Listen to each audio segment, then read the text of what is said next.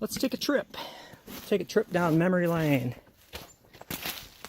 What I'm doing, reduced draw length, reduced brace height. Let me just stop here. I tend to go too fast. There we go. The molly on the bottom and 2 P diddlies. And it's just shooting the bird, not target practice per se. But I did make sure this is good. Production method's always the highest. Rough tiller, which really in this case could be final tillering. We'll see. I want to see how, if any, it changes over the course of maybe firing like 20, 30 arrows through each bow. I'm not going to torture you with 90 shots, but you'll get a few volleys.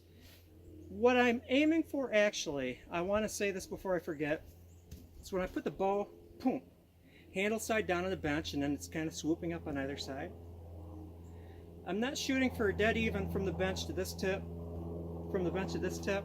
The lower limb is under a little more strain than the upper one, just the geometry of things and stringing. And so I actually shoot for a lower limb that's a little less than a ½ inch difference. It relates to stiffness. What else? When you finish sand things, it can change the bow a little bit. Not if you're using 220 or 400, not a lot, but it can. And I'm going to be rounding the edges. And so before I go crazy, finish them off. I want to shoot them in and see if anything changes. It's possible that there can be a stiffish section. It takes a little bit to work in and it can change around. But patience is the key here. So let's just fire a few volleys through here just to see how they go. The strings are still stretching a little bit, so I'll probably bite my wrist. But that is life. That is life in the big city.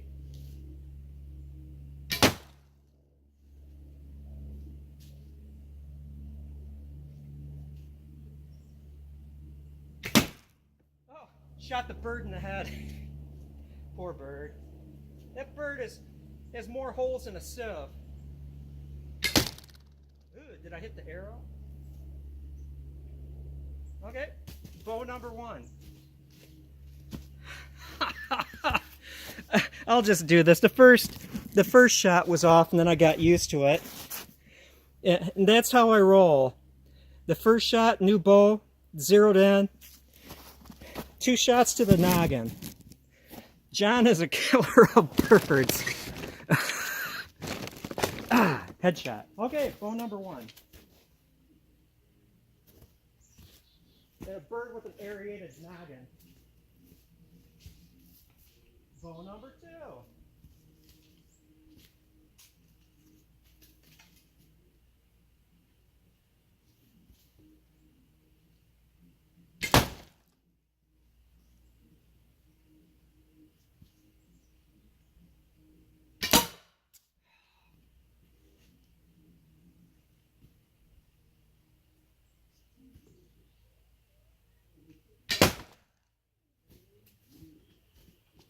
Remarkably similar, I just broke an arrow.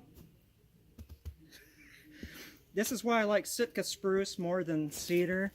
It hits frozen hay bale with that force and, you know, they'll just shatter. So now I'm down to 2 arrows. So far I've broken 2 cedar shafts.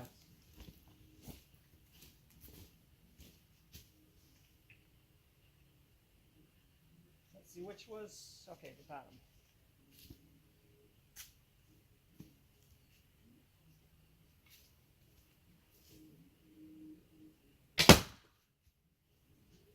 Boy, this one is twangy. Yeah, twang. You know, this one has, I don't know, a lot of speed, and so there's a twang on here. So this could definitely benefit from furry string silencers. But there we go. The bird would say farewell, but he's pretty well dead. 2 arrows are dead just because of the shock of hitting a frozen hay bale.